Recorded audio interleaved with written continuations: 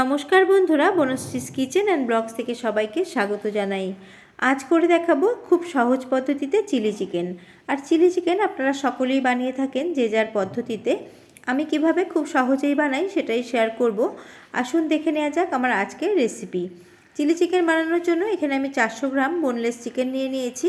একটা উইংসের পিস ছিল, সেটাও আমি দিয়ে দিয়েছি। একই সাথে দিয়ে দিলাম 1.5 চা চামচ আদা বাটা, 1.5 চা চামচ রসুন বাটা, 1 চা চামচ গোলমরিচের গুঁড়ো, হাফ চা চামচ লাল লঙ্কার গুঁড়ো, আর দিয়ে দিচ্ছি পরিমাণ অনুসারে লবণ। সসেও লবণ পড়বে, সেই হিসেব করে লবণটা দিতে হবে। আর দিয়ে দিলাম একটা ডিম, 2 টেবিল চামচ দিয়ে দিচ্ছি কর্নফ্লোর, 1 চা চামচ দিয়ে দিচ্ছি ময়দা। চিলি চিকেন বানানোর জন্য এই ব্যাটারের মধ্যে ময়দার পরিমাণটা সবসময় কমই ব্যবহার করতে হবে। ময়দা বেশি ব্যবহার করলে কিন্তু এর কোটিংটা খুব ভারী হয়ে যাবে, তখন কিন্তু খেতে ভালো লাগবে না। আর মাখতে মাখতে যদি মনে হয় যে আরেকটুখানি কর্নফ্লোর লাগবে, তাহলে কর্নফ্লোর আরেকটুখানি দিয়ে নিতে হবে। আমারও মনে হচ্ছে যে আরেকটুখানি কর্নফ্লোর লাগবে, তার জন্য আমি আরও 1 চামচ এর মধ্যে কর্নফ্লোর দিয়ে দিচ্ছি।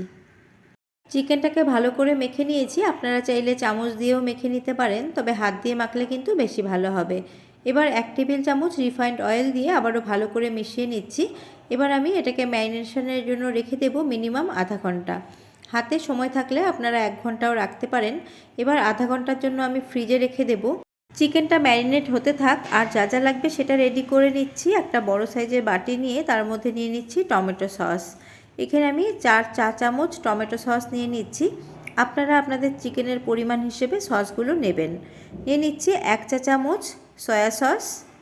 সয়া সসটা এর থেকে বেশি নেবেন না, তাহলে কিন্তু খুব কালো কালো হয়ে যাবে। আর নিচ্ছি আমি রেড চিলি সস। আমার কাছে গ্রিন চিলি সস আজকে নেই। গ্রিন চিলি সস থাকলে আপনারা গ্রিন চিলি সসও ইউজ করতে পারেন। 1 চা চামচ দিয়ে দিলাম রেড চিলি সস। এবার খানিকটা পরিমাণ জল দিয়ে এটাকে আমি মিশিয়ে রেখে দেব, কেননা রান্না করার সময় এগুলো দিতে দিতে কিন্তু সবজিগুলো খুব বেশি সেদ্ধ হয়ে যায়। এবার রান্না শুরু করব। আমি সমস্ত কিছু কেটে নিয়েছি, সসও রেডি হয়ে গেছে। কড়ার মধ্যে পরিমাণ মতো আমি রিফাইন্ড অয়েল গরম করে নিয়েছি। আমি একটু চেক করে নিচ্ছি তেল ভালো করে গরম হয়েছে কিনা। দেখুন ওপরে ভেসে উঠেছে, তেল কিন্তু খুব ভালো করে গরম হয়ে গেছে। এবার আমি একটা একটা করে চিকেনের পিসের মধ্যে দিয়ে দেব। এখানে আমি চিকেনের পিসটা একটু ছোটোই রেখেছি, আপনারা আপনাদের প্রয়োজন হিসেবে ছোটো বা বড়ও করতে পারেন। একসাথে খুব বেশি চিকেন এর মধ্যে দেব না, তাহলে কিন্তু একটার গায়ে আরেকটা লেগে গিয়ে কোটিংগুলো খুলে আসবে।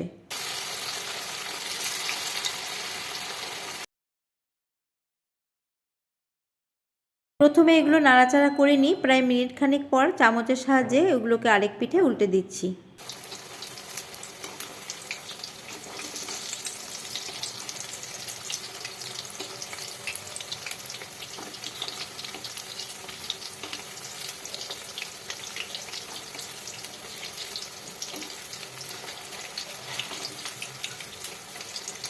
চিকেনগুলোকে উল্টে পাল্টে লাল লাল করে ভেজে নিয়েছি। এবার চিকেনগুলোর তেলটাকে ঝরিয়ে নিয়ে আমি তুলে নেব।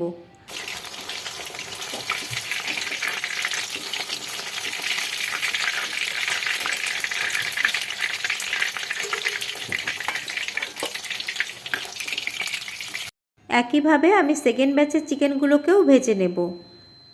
উল্টে পাল্টে লাল লাল করে আমি সেকেন্ড ব্যাচের চিকেনগুলোকেও ভেজে তুলে নিলাম। কড়ার মধ্যে অনেকটা তেল অবশিষ্ট রয়েছিল, কিছুটা তেল আমি তুলে রেখেছি। এবার এর মধ্যে 3টে আমি শুকনো লঙ্কাকে ফাটিয়ে দিয়েছি, আর দিয়ে দিলাম 2টো কাঁচা লঙ্কা। কাঁচা লঙ্কাটাকেও চিড়ে দিয়েছি। কয়েক সেকেন্ড আমি এগুলোকে একটু ভেজে নিচ্ছি। এবার স্প্রিং অনিয়নের যে সাদা অংশটা আছে সেটাকে কুচি করে রেখেছিলাম, সেটা দিয়ে দিলাম। আর একই সাথে আমি এর মধ্যে দিয়ে দিচ্ছি রসুন কুচি 1.5 চা চামচ, দিয়ে দিচ্ছি আদা কুচি 1.5 চা চামচ। এবার কয়েক সেকেন্ড এগুলোকে একটু নাড়াচাড়া করে নেব। হাই ফ্লেমে এই কাজটা করতে হবে, খুব বেশি এগুলোকে ভাজলে চলবে না। আমি 40 থেকে 50 সেকেন্ড ভেজে নিয়েছি। এবার এর মধ্যে আমি 2টো মিডিয়াম সাইজের পেঁয়াজ দিয়ে দিচ্ছি। পেঁয়াজগুলোকে চৌকো করে কেটে আমি পাপড়িগুলোকে বের করে নিয়েছি। পেঁয়াজটাকেও কিন্তু আমি খুব বেশি ভাজবো না, পেঁয়াজটাকেও আমি মিনিট খানিক ভেজে নেব।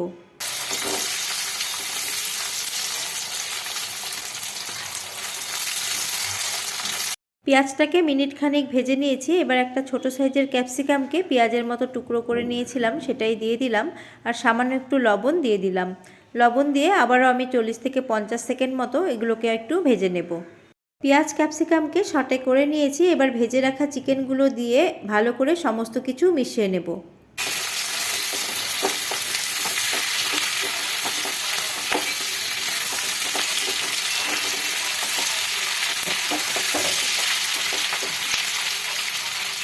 ভালো করে সমস্ত কিছু আমি মিশিয়ে নিয়েছি। এবার যে আমি সসটা রেডি করেছিলাম সেই সসটা এর মধ্যে দিয়ে দিচ্ছি। সসের মধ্যে অনেকটা পরিমাণ জল মিশিয়ে আমি সেটা ব্যবহার করেছিলাম, তার জন্য একটুখানি গ্রেভি মতো রয়ে গেছে। এর জন্য এর মধ্যে আমি একটুখানি কর্নফ্লোর গুলে রেখেছি সেটা দেব, আর তার আগে দিয়ে দিলাম চেরা কাঁচা লঙ্কা। এবার আমি 1 চামচ কর্নফ্লোর গোলা জলটাও দিয়ে দিলাম। এতে খুব সুন্দর একটা শাইন আসবে, আর এটা কিন্তু ড্রাই হয়ে যাবে। এই পর্যায়ে নুন এবং মিষ্টি চেক করে নিতে হবে। আমি চেক করেছিলাম, একটু নুন কম মনে হয়েছে, তার জন্য আমি আর একটুখানি নুন এর মধ্যে দিয়ে দিচ্ছি। আর আপনারা যদি একটু মিষ্টি মিষ্টি পছন্দ করেন সেই ক্ষেত্রে আপনারা এই সময় একটুখানি চিনিও অ্যাড করতে পারেন। আমি যে টমেটো সস ইউজ করেছিলাম সেটা কিছুটা মিষ্টি বেশি ছিল, তার জন্য এর মধ্যে আমি আর চিনির ব্যবহার করলাম না। সমস্তটা ভালো করে মিশিয়ে নিয়েছি। যাতে ওভারকুক না হয়ে যায় তার জন্য গ্যাসের ফ্লেমটাকে অফ করে দিয়ে কিছুটা পরিমাণ স্প্রিং অনিয়ন দিয়ে দিচ্ছি। শীতকালে স্প্রিং অনিয়ন কিন্তু সবসময় পাওয়া যায়, তার জন্য এটা আমি ব্যবহার করলাম। আর যদি ঘরে আপনাদের না থাকে এটা না দিলেও চলবে। এবার আমি আপনাদের সার্ভ করে দেখাচ্ছি।